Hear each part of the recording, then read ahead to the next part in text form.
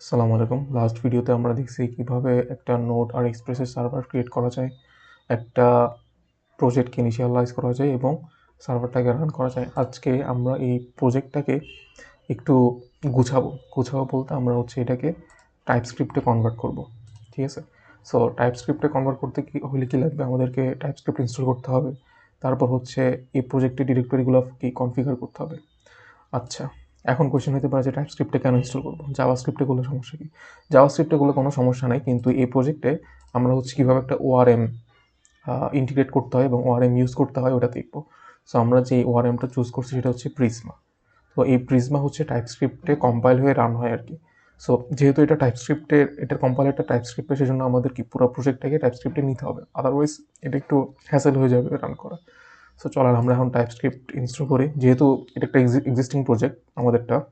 So আমরা এখান থেকে এই কমান্ডটা দিয়ে আমরা টাইপস্ক্রিপ্ট ইনিশিয়ালাইজ করবো আর কি। ওকে,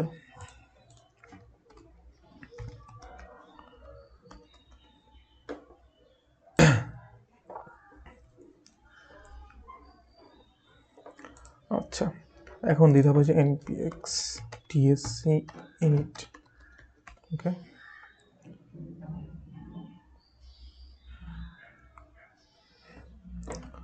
ভুল লিখছি কিছু একটা। npx tsc dash init এটা দিলে একটা টাইপস্ক্রিপ্টের কনফিগারেশন ফাইল ক্রিয়েট হবে। এই যে ক্রিয়েট হয়ে গেছে। আচ্ছা, এই কনফিগারেশন ফাইলটা একটু দেখা যাক। এখানের মধ্যে মূলত এই পুরো প্রজেক্টকে যেহেতু আমরা টাইপস্ক্রিপ্টে কম্পাইল করব, মানে ডেভেলপমেন্টে এবং ডিপ্লয়মেন্টেও, সো আমাদেরকে বলে দিতে হবে যে তুমি ডেভেলপমেন্টে তুমি কোন ডিরেক্টরির দিকে তাকাবা, কোন ডিরেক্টরিকে তুমি কম্পাইল করবা।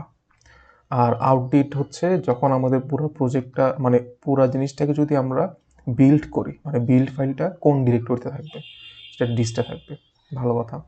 আচ্ছা, ডিস্টে যেহেতু থাকবে, এটাকে আমরা জাস্ট নর্মাল ডিস্টে লিখি। ঠিক আছে, চাপাবো যেভাবে আছে হয়ে থাক, ডিস্টে থাক।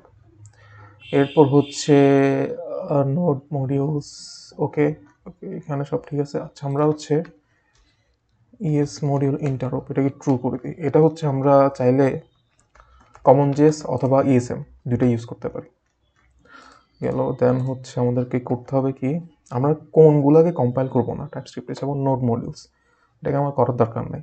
তারপর আমি যে সোর্স ডিরেক্টরিতে জিনিসগুলো রাখবো ওগুলোকে তো বারবার করার দরকার নেই, সেগুলো আমি বলেই দিছি। সো আমি ইনক্লুড রাখতে পারি যে ইনক্লুড তুমি এসআরসিকে করবা, একটা কমা দিই, ভ্যালু এক্সপেক্টেড বলতেছে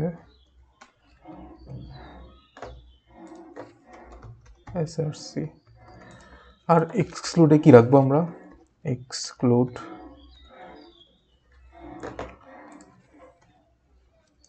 নোড মডিউলস। আচ্ছা সরি, তখন আমি একটু ভুল বলছি। এক্সক্লুডে রাখবো আমরা নোড মডিউলস এবং কি ডিস্ট, কারণ ডিস্টটা আসলে কম্পাইলড টাইপস্ক্রিপ্ট, বান্ডেল টাইপস্ক্রিপ্টই। সো এটাকে আমার ইয়াতে রাখার দরকার নেই, ডিস্ট লিখি, ডিস্ট। ওকে, রুটের মধ্যেই ডিস্ট ক্রিয়েট হবে। ওকে, তাহলে জিনিসটা কি এখন ও টাইপস্ক্রিপ্ট কম্পাইলার কি করবে, এসআরসি ডিরেক্টরির ভিতরে যা যা আছে সবগুলোকে ওয়াচে রাখবে, আর সবগুলোকে কম্পাইল করবে। আর ডিস্ট আমরা যদি বান্ডেল করি বা বিল্ড করি, তখন সেটা কি পুরা অ্যাপের টাইপস্ক্রিপ্ট ভার্সনটাকে ও ডিস্টের মধ্যে রাখবে। ঠিক আছে, এখানে বলে দিয়েছি তুমি ইনক্লুড করবা কি সোর্স, মানে সোর্সকে তুমি কম্পাইল করবা, আর এক্সক্লুড কি করবা নোড মডিউলস আর ডিস্ট। ঠিক আছে। আচ্ছা, এখানে একটা এরর দেখা যাচ্ছে যে নো ইনপুটস আর ফাউন্ড। এটা বেসিক্যালি আমাদের এখানে কোনো আসলে টাইপস্ক্রিপ্ট কোনো ফাইল নেই, ওই জন্য এররটা থ্রো করতেছে আর কি। ঝামেলার কিছু নেই, এটা এখনই ফিক্স করে যাবে। সো আমরা একটা সোর্স ডিরেক্টরি ক্রিয়েট করি, এসআরসি। দেন এখানে যা যা আছে, যা যা বলতে রাউটস, মডেলস এবং সার্ভিসেস আর ইন্ডেক্স, এটাকে আমরা সোর্সের মধ্যে নিয়ে যাই। কেন সোর্সের মধ্যে নিচ্ছি? কারণ আমরা টিএস কনফিগে ওইভাবে ডিফাইন করছি। সো আমাদেরকে সোর্সে নিতে হবে, উপায় নেই। এটাকে আমি রিনেম করে কি করে দিব, টিএস করে দিলাম।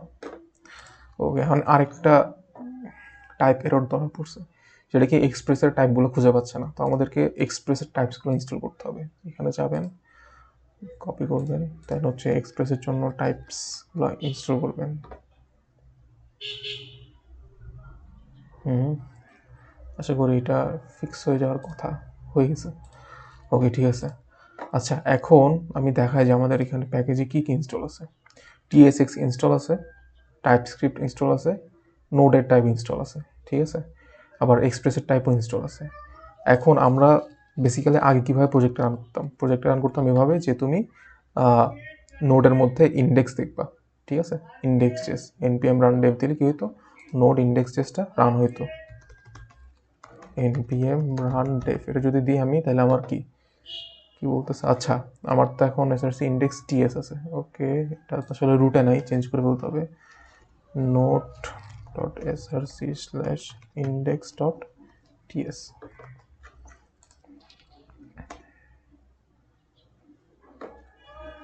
Unknown file extension. আচ্ছা, যেহেতু টাইপস্ক্রিপ্টে আমরা এখন টাইপস্ক্রিপ্টের থ্রুতেই করি, ঠিক আছে, তাহলে কি দিতে হবে, টিএসএক্স কম্পাইলার। টিএসএক্সকে বলবো তুমি কি করবা, TSX watch dash dash watch TSX dash dash watch SRC dot index dot TS. এটার মানে হচ্ছে টাইপস্ক্রিপ্ট কম্পাইলারকে বলতেছি যে তুমি ওয়াচ করবা কন্টিনিউয়াসলি কোথায়, সোর্স ডিরেক্টরির মধ্যে ইন্ডেক্স ডট টিএস। ওকে, এখন আমরা এটা রান করি। ক্লিয়ার npm রান ডেভ চলার কথা আশা করি। হ্যাঁ, সার্ভার চলতেছে। আচ্ছা, এইটা যে কন্টিনিউয়াস ওয়াচে আছে কীভাবে আছে একটু দেখাই। ফর এক্সাম্পল ধরেন আমি পোর্ট কি 8000, আমি এটাকে করে দিলাম কি 5000, ঠিক আছে, সেভ দিলাম। এই দেখেন অটোমেটিকলি এটাকে ওয়াচ করতেছে পারবা। সো বেসিক্যালি আমরা যাই আপডেট করবো, এটা কি অটোমেটিক্যালি হচ্ছে ও দেখবে যে কোথায় চেঞ্জ হয়েছে, দেন পুরো সার্ভারটাকে একটা রিলোড দিবে অটোমেটিকলি, দেন আপডেটের জিনিসটা কি আবার রান হবে, এটাই। তো আমাদের প্রজেক্টে কিন্তু টাইপস্ক্রিপ্ট ইনস্টল করা শেষ, ঠিক আছে। সো আপাতত এই ভিডিওটাকে এখানেই রাখি, কীভাবে টাইপস্ক্রিপ্ট ইনস্টল করতে হয়। পরের ভিডিওতে আমরা হচ্ছে কীভাবে ওআরএম ইনস্টল করতে পারি এবং ওআরএম ইউজ করতে পারি সেটা দেখবো। আসসালামু আলাইকুম।